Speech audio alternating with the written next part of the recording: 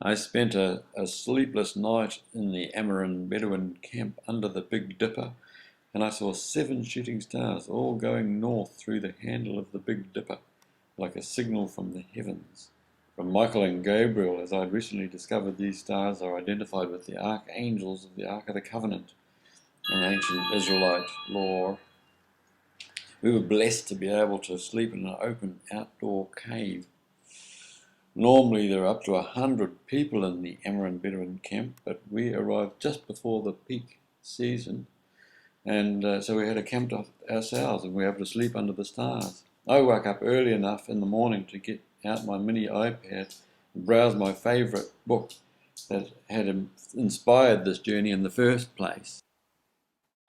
In the Templars and the Ark of the Covenant, Graham Phillips investigated the mystery of the Ark of the Covenant and found that a band of English Templar knights led by Ralph de Sudley had discovered a golden box and some jewels and other treasures and taken some of the pieces back to England when the Crusaders abandoned the Valley of Edom in 1189 AD.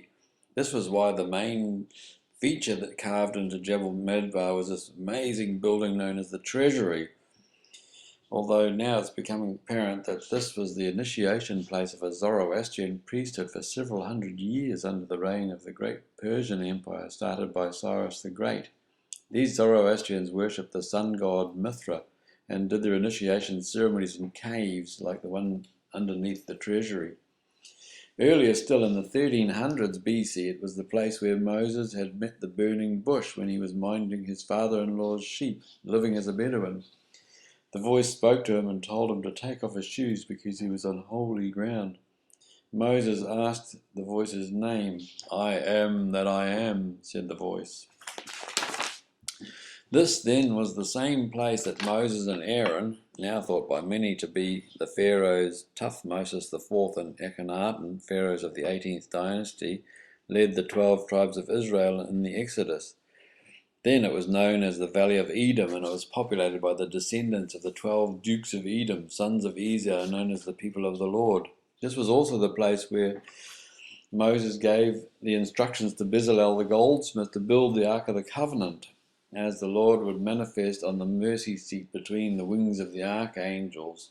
The high priest Aaron and his family were the only ones entitled to work with this dangerous device, and they had to wear a breastplate of 12 gemstones to work with it safely.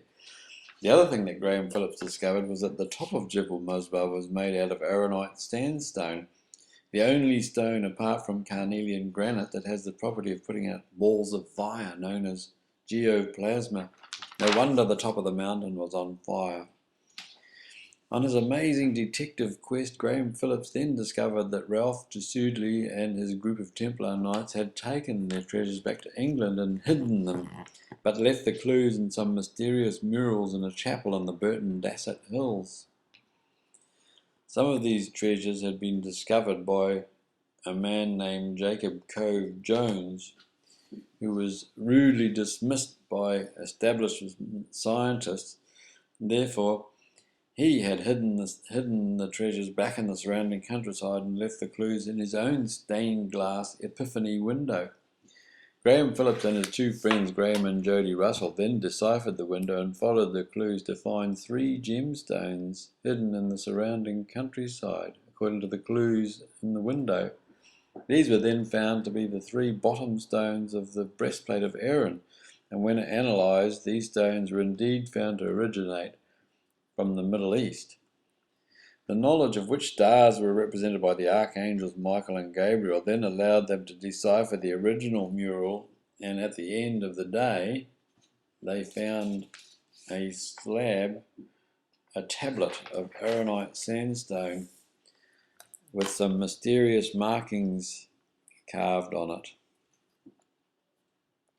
While Graham Phillips did not declare that he'd found the Ark of the Covenant or bits of it, he did phone his local geoplasma expert, Dr. Meller, and asked him how he would have to construct a plasma generator. "I have no idea," said Dr. Meller, "but it would have to have an outer casing of heavy metal like lead or gold, and it would have to have an Aaronite sandstone core." This great book was a very convincing read and a very enjoyable read as well. It was one of the main factors that made me want to visit this Jebel Madhbah to see just what it was like. But first we had to have breakfast at the bedouin camp. Should the greatness of this day be revealed in its fullest, every man would forsake a myriad lives in his long. Breakfast.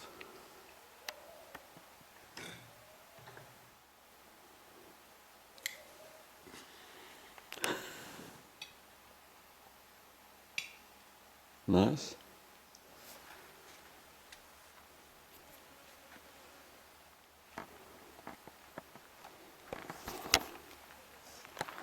Yeah, it has got a scorpion tail sort of thing, eh? Yeah, it lifts it up. It wasn't long before we found ourselves on horseback heading towards that amazing cleft in the mountain known as the Seek that leads to the treasury.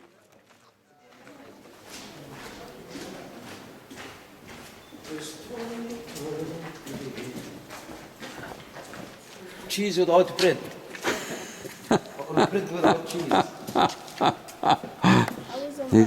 He says life without a wife is like being in a kitchen without a knife. Or having bread without cheese. Bedouin driver is still my sandal here. Driver of camels.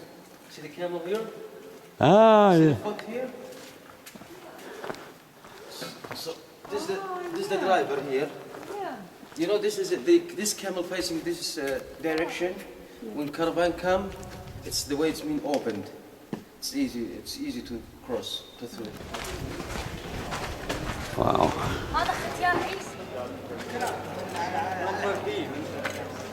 We'll give you good bracelet for your life. But this big, you know, Yasser Arafat. Yeah. Where's he? Look at me. Regardez-moi, excusez-moi. هاي شيلة ابعد يا رجل. القرية تعصب. عارف. Oh, very good. You know the famous dancer in the world?